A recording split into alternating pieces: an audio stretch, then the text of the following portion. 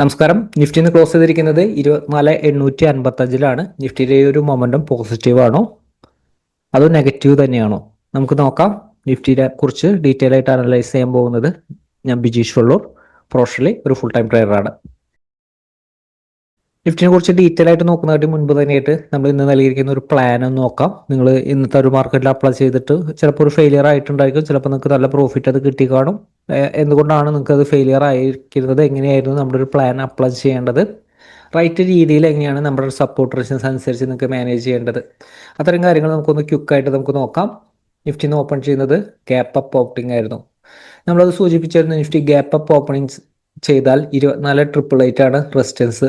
ഇതിൻ്റെ താഴത്തേക്ക് ഒരു ഓപ്പണിംഗ് ക്യാൻഡിൽ ക്ലോസ് ചെയ്താൽ ഷോർട്ട്സ് ആൻഡ് ഓപ്പർച്യൂണിറ്റി യൂട്ടിലൈസ് ചെയ്യാം. അപ്പം അതിനുശേഷം മാർക്കറ്റിൽ സംഭവിച്ചിരുന്നു നോക്കുക. അതിനുശേഷമായാലും ഇതിൻ്റെ ഒരു മുകളിലേക്ക് നിഫ്റ്റിക്ക് സസ്റ്റെയിൻ ചെയ്യാൻ സാധിച്ചില്ല. വീണ്ടും ഇവിടെ നിന്നൊരു ബൗൺസ് ചെയ്തു. പക്ഷേ വീക്ക്നെസ്സിൻ്റെ ആയിരുന്നു ആ ഒരു ട്രെൻഡ് നോക്കുക. പുതിയ ലോയിലേക്ക് വന്നു. അതിനുശേഷം നമ്മൾ സപ്പോർട്ട് നൽകിയിരിക്കുന്ന സപ്പോർട്ട് ശ്രദ്ധിക്കുക, 24,777. ഈ സപ്പോർട്ടിനെ കുറിച്ച് നമ്മൾ പറഞ്ഞത് ഇതാണ് നിഫ്റ്റിയുടെ മെയിൻ ആയിട്ടുള്ള ഒരു സപ്പോർട്ട് വരുന്നത്. നിഫ്റ്റി പ്രോഫിറ്റ് ബുക്കിംഗ് വരണമെങ്കിൽ 24,777 ഒരു താഴത്തേക്ക് സസ്റ്റെയിൻ ചെയ്താലാണ് നിഫ്റ്റിയിൽ വലിയ ഒരു പ്രോഫിറ്റ് ബുക്കിൻ്റെ ഒരു സാധ്യത, അല്ലെങ്കിൽ നിഫ്റ്റി ഈ ഒരു ലെവലിൽ നിന്ന് ബൈയിലേക്ക് ശ്രമിച്ചുകൊണ്ടിരിക്കും. നമ്മൾ കഴിഞ്ഞ ദിവസത്തെ വീഡിയോസ് കാണാത്തവരൊന്ന് കാണുക. കണ്ടു കഴിഞ്ഞാൽ അത് നിങ്ങൾക്ക് എക്സാക്റ്റ് ആയിട്ട് നമ്മൾ മാനേജ് ചെയ്തിരിക്കുന്ന രീതി കാര്യങ്ങളൊക്കെ നിങ്ങൾക്ക് അത് മനസ്സിലാവും. അപ്പോൾ അതിന് ശേഷമായാലും നിഫ്റ്റി ഈ ഒരു സപ്പോർട്ട് ചെയ്യുന്നത്, അതിനുശേഷമായാലും നിഫ്റ്റി 24,777 മുകളിൽ നിന്ന് ഈ ഒരു റെസിസ്റ്റൻസിന്റെ മുകളിലേക്ക് ഒരു ഫാൾസ് മൂവ്മെന്റ് നടത്തി.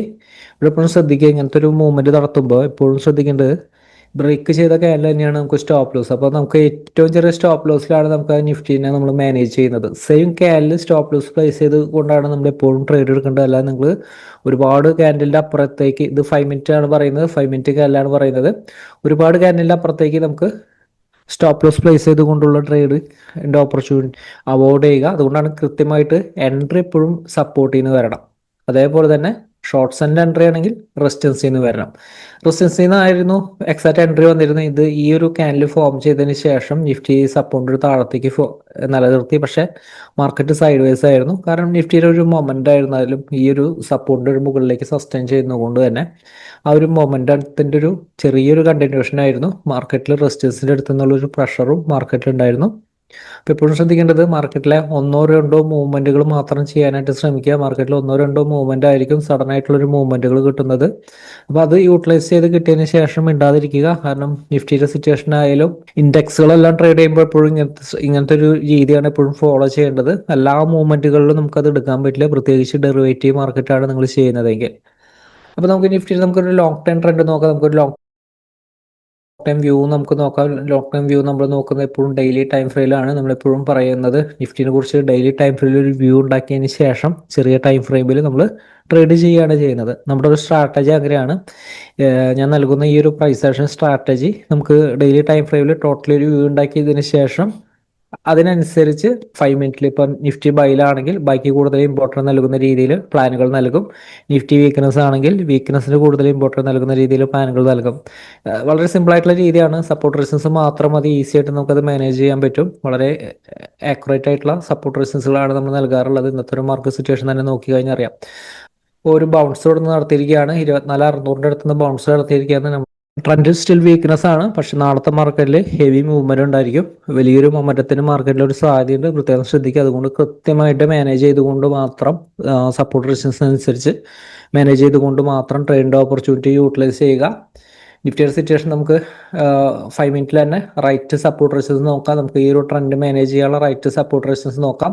റൈറ്റ് സപ്പോർട്ട് റെസിസ്റ്റൻസ് നോക്കുന്നതിന് മുൻപ് തന്നെയായിട്ട് ലാസ്റ്റ് മാർക്കറ്റിൽ ലാസ്റ്റ് സെഷനിലൊക്കെ സംഭവിച്ച് നോക്കുകയാണെങ്കിൽ നിഫ്റ്റി ലാസ്റ്റ് സെക്ഷന് ആ ഒരു ബയേഴ്സിന്റെ ഒരു പ്രഷറായിരുന്നു മാർക്കറ്റിൽ നിലനിർത്തിയിരുന്നത്. അപ്പം അതുകൊണ്ട് തന്നെ നമുക്ക് മെയിൻ ആയിട്ടുള്ളൊരു സപ്പോർട്ട് ഈ ഒരു ലെവൽ തന്നെ, ബയേഴ്സിന്റെ ആ ഒരു സപ്പോർട്ട് ഈ ഒരു ലെവൽ തന്നെ നിലനിർത്തുന്നതായിട്ട് വരും. അപ്പം അതിനനുസരിച്ചാണ് നമ്മളെപ്പോഴും സപ്പോർട്ട് റെസിസ്റ്റൻസ് നൽകുന്നത്. എപ്പോഴും ശ്രദ്ധിക്കാം, നമ്മൾ വെറുതെ ഒരു സപ്പോർട്ട് റെസിസ്റ്റൻസ് നൽകുക മാത്രമല്ല ചെയ്തത്, മാർക്കറ്റിനെ അനലൈസ് ചെയ്തുകൊണ്ടാണ് നമ്മൾ സപ്പോർട്ട് റെസിസ്റ്റൻസ് നൽകുന്നത്.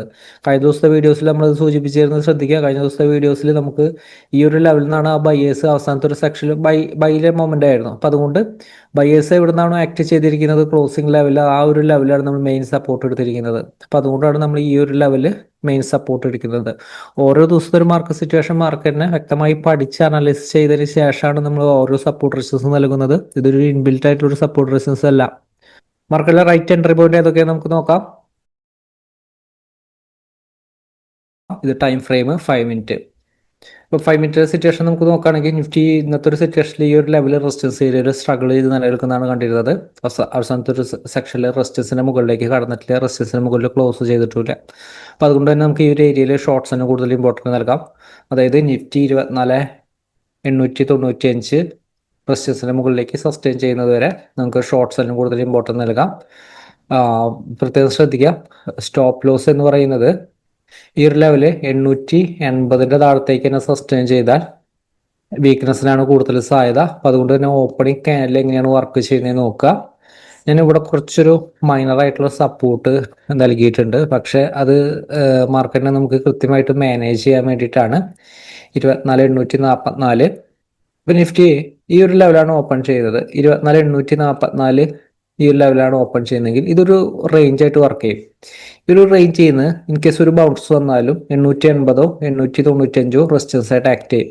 ഇതിന്റെ മുകളിലേക്ക് ഒന്ന് സസ്റ്റെയിൻ ചെയ്താലാണ് നമുക്ക് തൊട്ട് അടുത്ത സപ്പോർട്ട് 850 സ്റ്റോപ്പ് ലോസ് ഇട്ടുകൊണ്ട്, അല്ലെങ്കിൽ ഇതിന്റെ മുകളിലേക്ക് ബ്രേക്ക് ചെയ്ത ക്യാൻഡിൽ സ്റ്റോപ്പ് ലോസ് പ്ലേസ് ചെയ്തുകൊണ്ട് നമുക്ക് ബൈ ഓപ്പർച്യൂണിറ്റി യൂട്ടിലൈസ് ചെയ്യാൻ പറ്റുന്നത്. നിഫ്റ്റി ഇൻ കേസ് ഓപ്പൺ ചെയ്ത ഗ്യാപ്പ് ഇന്നത്തെ പോലെ ഗ്യാപ്പ് അപ്പ് ഓപ്പണിംഗ് ആണ്, ഈ ഒരു സപ്പോർട്ടുകൾ റിജക്ട് ചെയ്തിട്ട് താഴത്തേക്ക് വരികയാണ്, ഇതിന്റെ താഴത്തേക്ക് ക്ലോസ് ചെയ്യുകയാണെങ്കിൽ ഇന്നത്തെ പോലെ തന്നെ ഷോർട്ട് സെല്ലാണ് സാധ്യത. പക്ഷേ ഇവിടെ ചെറിയ മൈനർ ആയിട്ടുള്ള സപ്പോർട്ട് പ്രത്യേകത എന്ന് പറയുന്നത് ചിലപ്പോൾ ഒരു ചെറിയൊരു ബൗൺസ് നടത്തിയേക്കാം ഇന്നത്തെ സിറ്റുവേഷൻ പോലെ. പക്ഷെ എന്നിരുന്നാലും അത് വീക്ക്നെസ് എന്ന് പറയുന്ന രീതിയിലാണ് 844 എന്ന് പറയുന്നത്. വീക്ക്നെസ് ഇതിൻ്റെ ഒരു താഴത്തേക്കൊക്കെ നിലനിർത്തി കഴിഞ്ഞാൽ കൂടുതൽ വീക്ക്നെസ് എന്ന് പറയുന്ന രീതിയിലാണ്. കാരണം ഇവിടെ കുറച്ചൊരു കൺജസ്റ്റഡ് ഏരിയ ആണ്, കാരണം ഇമ്പോർട്ടൻ്റ് റെസിസ്റ്റൻസ് ഏരിയ ആണ്. അപ്പോൾ അതുകൊണ്ടാണ് ഈ ഒരു രീതിയിൽ നമുക്കത് റെസിസ്റ്റൻസുകൾ മാർക്ക് ചെയ്തിരിക്കുന്നത്.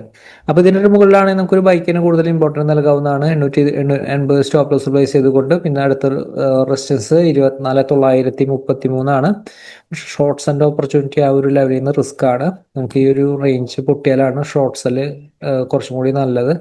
പിന്നെ നമുക്ക് 27,003 അടുത്താണ്, കുറച്ച് അകലെയാണ് നമുക്ക് റെസിസ്റ്റൻസ് കാണുന്നത്. അപ്പോൾ അതുകൊണ്ട് തന്നെ ആ ഒരു മൊമെന്റം കിട്ടും. കൃത്യമായിട്ട് സപ്പോർട്ടിന്റെ താഴത്തേക്ക് സ്റ്റോപ്പ് ലോസ് ഇട്ടുകൊണ്ട് ക്വിക്കായിട്ട് പ്രോഫിറ്റ് ബുക്കിംഗ് നടത്തിക്കൊണ്ട് മുന്നേറുക. ഇൻ കേസ് ഇതിന്റെ മുകളിൽ പോയാലും തിരിച്ചതിന്റെ താഴത്തേക്ക് വന്ന റിവേഴ്സൽ എന്ന് പറയുന്ന രീതിയിൽ നമ്മുടെ ഇമ്പോർട്ടൻറ്റ് സപ്പോർട്ട് റെസിസ്റ്റൻസ് അല്ല എന്ന് പറയുന്ന ഏരിയയിൽ നിന്ന് എൻട്രി ലെവൽ റിസ്ക് ആണ്. എൻട്രി ലെവൽ എപ്പോഴും നല്ല സപ്പോർട്ട് റെസിസ്റ്റൻസ് ഏരിയ അടുത്തു നിന്നാണ് എൻട്രി ലെവൽ വേണ്ടത്. നമ്മൾ ഇന്നൊക്കെ നൽകിയിരിക്കുന്ന സപ്പോർട്ട് ശ്രദ്ധിച്ച് കാണാൻ സാധിക്കും.